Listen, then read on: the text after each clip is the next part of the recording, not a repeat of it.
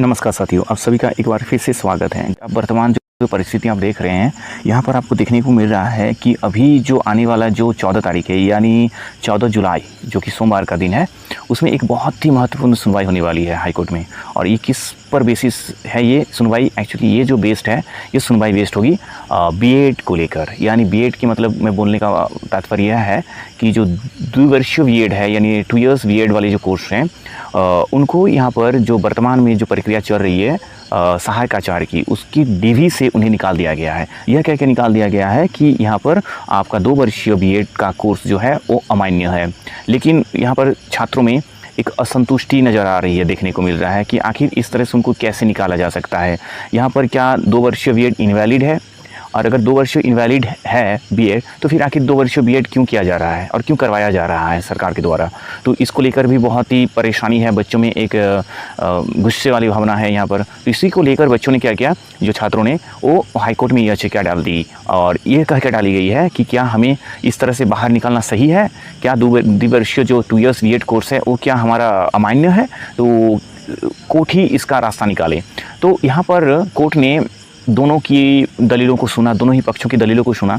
दोनों ही पक्षों की दलीलों को सुनने के बाद उनके सामने कुछ ऐसी चीज़ें आई हैं कि जहाँ तक जेएसएससी की तरफ से, यानी सरकार की तरफ से जो वकील ने पक्ष रखा था, उनका कहना था कि जब विज्ञापन निकला था तो उस विज्ञापन के दौरान इसे क्लियरली कहा गया था कि यहाँ पर किसी भी तरीके से 2 वर्षीय बीएड की मान्यता नहीं दी जाती है। और आप साफ साफ देख सकते हैं यहाँ पर जो उनका नोटिफिकेशन था, फर्स्ट नोटिफिकेशन जो लाया गया था सहायक आचार्य के लिए, तो वहाँ पर जो 6 to 8 के जो क्राइटेरिया रखी गई थी, वो जो बीएड को लेकर रखी गई थी, वहाँ पर बीएड में आप देखिएगा गौर से, तो आप देखने को आपको मिलेगा कि वहाँ पर 1 वर्षीय बार बार लिखा गया। हाँ, हालांकि एक बार 2 वर्षीय जरूर लिखा गया है, लेकिन वो विशेष शिक्षा को लेकर कहा गया है।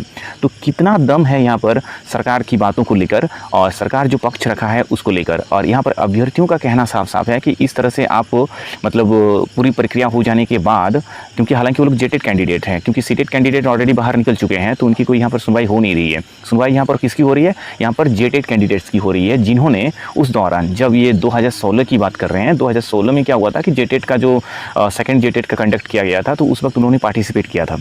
और पार्टिसिपेट किया था क्योंकि उनका कोर्स बीएड का चल रहा था, तो 15 to 17 वाला कोर्स चल रहा था, क्योंकि उसी वक्त से 2 साल में ये बीएड का कोर्स कन्वर्ट हो गया। उससे पहले तक 1 ईयर था। तो यहाँ पर क्योंकि सुप्रीम कोर्ट का ऑर्डर आ गया था यहाँ पर कि बाद में जितने भी चेंजेस किए गए हैं वो इनवैलिड कही जाएगी, यहाँ पर किसी भी तरीके से वो मान्य नहीं कहा जाएगा। जो भी पहले का नियम है उसी के आधार पर चलना पड़ेगा।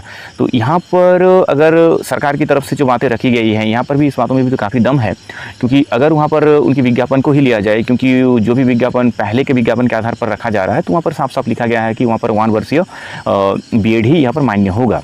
गौर कीजिएगा, हर एक सुनवाई, जितनी भी सुनवाई हो रही है यहाँ पर, उस हर एक सुनवाई कहीं ना कहीं सीटेट के मुद्दे को लेकर यहाँ पर उसकी एक कड़ी नज़र आ रही है जुड़ती हुई। क्योंकि अगर यहाँ पर हाईकोर्ट 2 वर्षीय बीएड को वैलिड करते हैं, तो आपको पता है कि यहाँ पर सीधे सीधे विज्ञापन का ही यहाँ पर वायलेशन हो जाएगा। और विज्ञापन का वायलेशन होने का मतलब है कि वो सुप्रीम कोर्ट का जो निर्णय आया हुआ है, उस निर्णय को पलटने की तरफ जा रहा होगा, जो कि ये कोई बर्दाश्त नहीं करेगा, खासकर सुप्रीम कोर्ट। तो क्या हाईकोर्ट उनके पक्ष में और उनके विपक्ष में जाके क्या वो अपनी सुनवाई कर सकते हैं? क्या वो 1 वर्षीय बीएड को मान्य कर सकते हैं? क्योंकि सरकार जिस तरह से फंसी हुई है यहाँ पर, किसी भी तरीके से सरकार अपने जितने भी बदलाव किए थे, उस बदलाव के तहत वो बहाली नहीं करना चाहती है बाद में।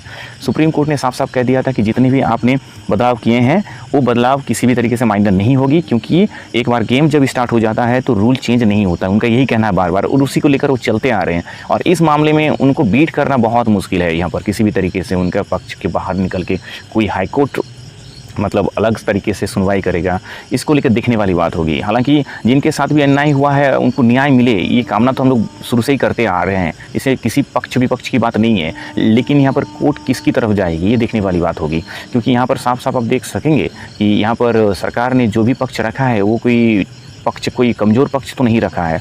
और वो आखिर बाहर क्यों करना चाहेगी? जेटेट को सबको तो ले ही रही है, फिर आखिर ये बीएड वाले मैटर को लेकर क्यों मतलब वो बाहर करना चाहिए? और 1-2 मैटर है हालांकि, उसके लेकर भी हम लोग चर्चा करेंगे आगे, पर फिलहाल अभी उन्होंने बीएड को क्यों बाहर निकाले? आखिर उसकी मजबूरी क्या रही होगी? तो मजबूरी वही है जो फिलहाल अभी जो परिमल कुमार और झारखंड वर्सेस झारखंड सरकार के जो केस चल रहा था सुप्रीम कोर्ट में, जिसको जेटेट वर्सेस सीटेट के तौर पर ज़्यादातर जाना जाता है, तो उस केस में सीधे सीधे तो कह ही दिए हैं ना कि यहाँ पर किसी भी तरीके से आप बदलाव को वो मान्य नहीं करेंगे।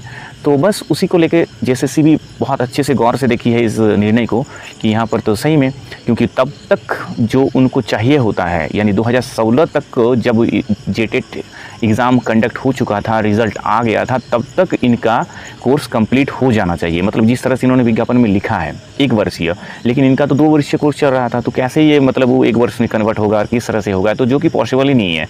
तो यहाँ पर सीधे सीधे साफ साफ नज़र आ रहा है कि आखिर इसमें क्या कुछ होने को है।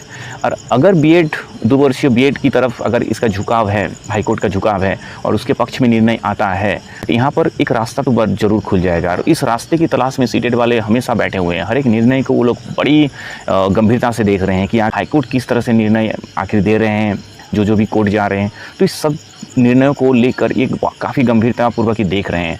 तो इसमें भी अगर किसी भी तरीके से मौका मिल जाएगा इन लोगों को कि अगर उस वायलेशन हो जा रहा है सुप्रीम कोर्ट के ऑर्डर का अगर वायलेशन हो जा रहा है, तो ये ऑब्वियसली ये सुप्रीम कोर्ट की तरफ फिर से रुख करेंगे कि किस तरह से आप बाद वाली चीज़ों को वैलिड कर रहे हैं, और सीटेट में ही आखिर ऐसे क्या प्रॉब्लम है जो आप सीटेट को बाहर निकाल दे रहे हैं। बाकी जितने भी नियम को चेंजेस किए गए हैं उसको आप मान्य करेंगे।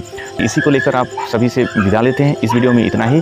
उम्मीद करते हैं आप वीडियो को अच्छा लगेगा। हालांकि मैं किसी पक्ष विपक्ष की बात नहीं कर रहा हूँ, यहाँ पर जो चीज़ें दिख रही है, जो संभावनाएं नज़र आ रही है, उसको लेकर यहाँ पर बात हो रही है। वीडियो को देखने के लिए धन्यवाद। कृपया चैनल को सब्सक्राइब करिए।